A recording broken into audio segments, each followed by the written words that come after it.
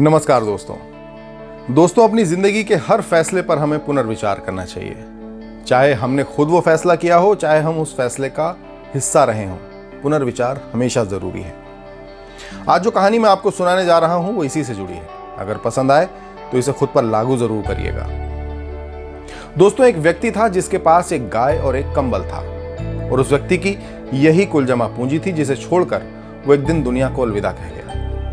उस व्यक्ति के 2 बेटे भी थे, और जाने के बाद उसने उन्हें बहुत संकट में डाल दिया। सबसे बड़ा धर्म संकट तो यही था कि आखिर इस कंबल और इस गाय का बंटवारा कैसे हो। अब बड़ा बेटा चूंकि समझदार था, उसने अपनी बुद्धि लगाई, छोटे को बुलाया और कहा, देख छोटे, मैं बड़ा हूं, मैं तो अपनी जिंदगी जैसे तैसे करके गुजार लूंगा। तेरी खुशी में मेरी खुशी। चल एक काम करते हैं, इन दोनों चीजों का बंटवारा कर लेते हैं। छोटा भाई बोला, बड़े भाई आप बड़े हो, जो फैसला लोगे वो दोनों के हित में होगा, दोनों के पक्ष में ही होगा, तो इसलिए मैं आपके हर फैसले को स्वीकार करने के लिए तैयार हूं। बड़े ने कहा, देख छोटी, ये जो गाय है, इस गाय को हम 2 हिस्सों में बांट लेते हैं। गाय का अगला हिस्सा तू रख और पिछला हिस्सा मैं रख लेता हूं। तू गाय को रोज नहला, उसकी पूजा कर, उसकी खूब सेवा कर और खूब पुण्य कमा। छोटे ने अपने मन में सोचा कि इस दुनिया में, इस मतलबी दुनिया में मेरा बड़ा भाई इतना दिलदार, इससे सौभाग्यशाली तो कोई व्यक्ति हो ही नहीं सकता जिसका बड़ा भाई इतना दिल फेंक हो। खैर, उसने बड़े से कहा कि ठीक है भैया, मुझे ये फैसला आपका स्वीकार है। बड़े भाई ने बंटवारे की प्रक्रिया को आगे बढ़ाया और कहा, देखिए जो कंबल है, इस कंबल की सबसे ज्यादा आवश्यकता तुझे है। तू एक काम कर, पूरे दिन इस कंबल को अपने पास रख और रात को सोने से पहले तू ये कंबल सिर्फ 6 घंटे के लिए मुझे दे देना। अब छोटे ने सोचा, 24 में से 18 घंटे ये कंबल मेरे पास रहेगा, यानी कि मैं फायदे में हूं, और मेरा बड़ा भाई मेरे लिए मेरे फायदे की बात सोच रहा है। इससे बड़ी बात मेरे लिए नहीं हो सकती। अब जिंदगी सुचारू रूप से चलने लगी। छोटा भाई रोज गाय को नहलाता, उसकी पूजा करता, उसकी खूब सेवा करता, उसको खूब चारा खिलाता, और शाम को बड़ा भाई आता, उसका दूध निकाल लेता और उसका गोबर इकट्ठा करके उपले बना लेता और उनको बेच भी देता। दूध पीने से उसकी सेहत बनती और उसके उपलों को बेचने से उसकी थोड़ी सी कमाई भी होने लगी। पूरे दिन छोटा भाई जो है वो कंबल को अपने सीने से लगाए पूरे गांव में घूमता, खेत में जाता, मजदूरी करता, पूरे दिन अपने कंबल को सीने से लगाए रखता। जब रात होती, बड़ा भाई आता और उससे वो कंबल सोने के लिए ले लेता।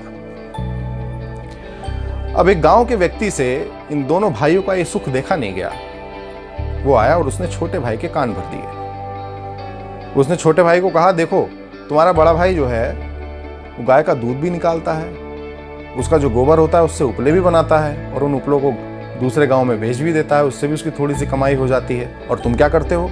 तुम पूरे दिन गाय को चारा खिलाते हो, उसकी सेवा करते हो, उसको नहलाते धुलाते हो, और तुम्हें क्या मिलता है? कुछ भी नहीं। और रही बात कंबल की, तो 18 घंटे बेशक ये कंबल तुम्हारे साथ रहता है, लेकिन सोता तो इसमें तुम्हारा भाई ही है, तो इसलिए नुकसान में हो तुम।